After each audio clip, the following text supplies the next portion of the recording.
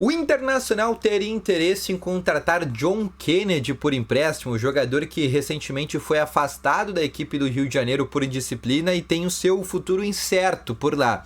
No dia de hoje eu quero te falar se existe alguma possibilidade disso acontecer.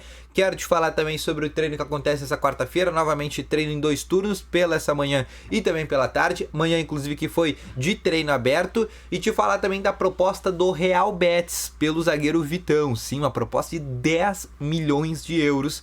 Eu quero te trazer isso também no vídeo de hoje. Mas só antes de começar com esse vídeo, para a vinheta.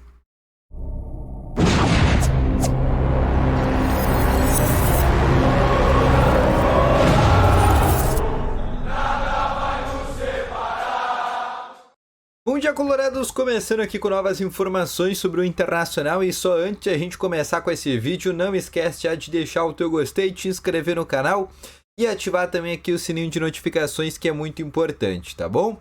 Começando aqui com novas informações sobre o Internacional, o Inter que hoje, na quarta-feira, faz novamente uma atividade em 2 turnos, tanto pela parte da manhã quanto pela parte da tarde. A atividade por parte da manhã é mais uma atividade física, onde os jogadores ficam na academia, né, melhorando toda a musculatura, toda a parte de fisioterapia, que foi algo que o Inter não conseguiu fazer, por exemplo, dentro do complexo da PUC. Até tinha academia por lá, era uma academia de boa qualidade, mas todo aquele processo de fisioterapia, né, não tinha, por exemplo, todos aqueles equipamentos que tem, por exemplo, no hotel onde o Inter está hospedado, já que é um hotel direcionado realmente para esse tipo de situação. É um hotel que, né, recebeu, por exemplo, a seleção japonesa na Copa do Mundo de 2014. Mas o Inter, depois dessas 2 atividades, inclusive hoje à tarde, o técnico Eduardo Cudê já deve montar uma primeira projeção de escalação daquilo que a gente espera ser o ideal por jogo contra a equipe do Belgrano na próxima terça-feira, no dia 28, na Arena Barueri. E além disso também, nesse momento a gente deve ter a última informação, basicamente, porque no treino da terça-feira, novamente o Wanderson e o Luca ficaram apenas fazendo trabalhos físicos. Nessa quarta-feira a gente vai ver se eles já estão fazendo trabalho no campo, né? São os únicos 2 jogadores que estão nesse processo final aí de recuperação de lesão e podem ser que fiquem de fora do jogo contra o Belgrano, mas a tendência é que eles estejam à disposição, mas ainda é incerto dizer neste momento, tá bom? Outra situação que eu quero te falar também, e aí eu já quero pular rapidamente para a janela de transferências, é para falar sobre duas situações. Primeiro de saída e outra de chegada.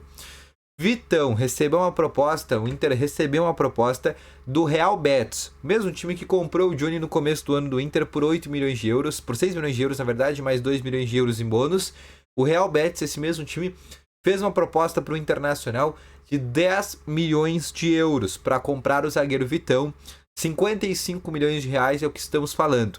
O Inter tem a totalidade do passe do Vitão, ou seja, nesse momento, caso o Inter conseguisse, né, caso o Inter aceitasse, por exemplo, essa venda, o Inter ficaria com os 55 milhões de reais. E isso corrobora aquela informação que a gente tinha lá atrás, quando o presidente Alessandro Barcelos, numa reunião no Conselho Deliberativo, disse que o Inter tinha propostas que somadas chegavam a 30 milhões de euros. E agora a gente já sabe desses nomes. Uma era do Maurício, que recebeu uma proposta de 20 milhões de euros. E o segundo, Vitão, que recebeu uma proposta de 10 milhões de euros. São os 2 jogadores que somados dariam uns 30 milhões de euros e a gente está falando de 150 milhões de reais que poderiam chegar aos cofres do Internacional. Óbvio, no caso do Maurício, o Inter só tem 50%, então teria que ver o quanto que o Inter ficaria desses 20 milhões. Seria os 10 milhões de euros ou se o Inter, por exemplo, conseguiria vender esses 20 milhões apenas pelos seus 50% dos direitos econômicos. É algo que também teria que começar a ser tratado. Mas voltando ao assunto do Vitão, que tem contrato somente até a metade do ano, mas no começo do ano com o Inter ele assinou um pré-contrato, um novo contrato que agora vai ser válido por 5 anos. E o Vitão aí assina de maneira definitiva com o Internacional e se torna aí sim um jogador do Internacional em definitivo e não mais um jogador que está emprestado do Shakhtar Donetsk para o Inter, tá bom? Então a situação do Vitão está resolvida e a partir de agora o Inter até pode optar por se desfazer do jogador, mas agora por meio de uma venda, e com essa venda o Inter consegue um valor importante caso realmente tenha, né, interesse em concretizar esse negócio, tá bom? Outra situação que eu quero te falar também é para te explicar sobre uma possibilidade de chegada que começou a ser noticiada ontem nas redes sociais, mas eu quero falar rapidamente sobre essa situação, que seria sobre John Kennedy, né? Um jogador que recentemente foi afastado do Fluminense por indisciplina, ficou muitas semanas afastado porque estava com vários problemas extracampo, de noite, de balada. É um jogador, né, que ele sempre teve essa personalidade um pouco mais forte, se é que é assim que eu posso dizer.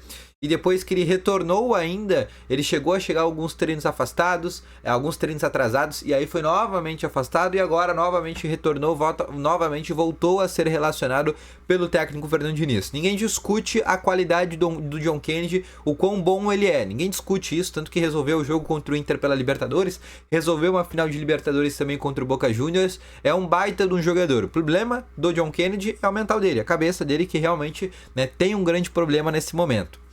Realmente se fala, e o Fluminense não descarta negociar esse jogador, por todo o problema extracampo que ele gera e por todo... Nesse momento ficou muito difícil a situação dele com os outros jogadores do Fluminense, né? Ficou muito inviabilizado, muitos jogadores do Flamengo ficaram irritados com essas últimas ações do John Kennedy fora dos gramados, e por isso o Fluminense, né, pensa assim em negociar o jogador, e até o empréstimo daqui a pouco poderia ser cogitado. Ele que chegou a ser emprestado, né, há um ano atrás para a equipe da Ferroviária, exatamente um ano atrás ele foi emprestado para jogar um Campeonato Paulista pela Ferroviária, retornou e aí foi campeão da Libertadores, e agora o Fluminense não descarta fazer isso novamente.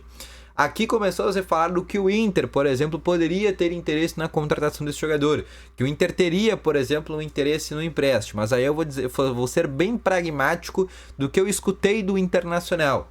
O Inter não tem interesse na contratação do John Kennedy, pode descartar esta informação. O Inter sequer nunca olhou para esse nome, porque, primeiro, é um jogador que joga numa faixa de campo do Borré, do Ener Valencia, do Lucas Alário, do Luca, né, de jogadores onde o Inter já tem aí uma fartura muito importante na posição. Então não faz sentido o Inter, né, trazer esse jogador para ser uma quinta opção, ou uma quarta opção, ou disputar a posição.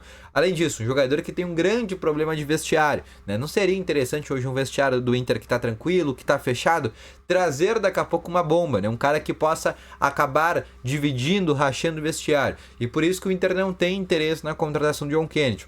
O Inter, que vai fazer uma janela de transferências agora na metade do ano, é bem menos intensa do que obviamente foi do começo do ano. O Inter vai fazer apenas reforços que chegam para ser ali reposições. Vendeu o Maurício? Traz uma reposição para o Maurício. O Gumalo, por exemplo, saiu do Internacional, né, que é um jogador que está com o contrato acabando, traz uma reposição para o Gumalo. Robert Chenan daqui a pouco não fica na metade desse ano, traz uma reposição para o Robert Chenan. Vendeu algum outro jogador? Repõe. Fora isso, o Inter não vai fazer reforços, porque o Inter entende que já tem um grupo fechado, já tem um grupo feito, e todos os reforços que eram para ter sido feitos já foram feitos nesse primeiro semestre, tá bom? Então esse foi o vídeo, espero que tenham gostado, deixa o teu gostei, volto logo mais com novas informações, valeu, falou e foi!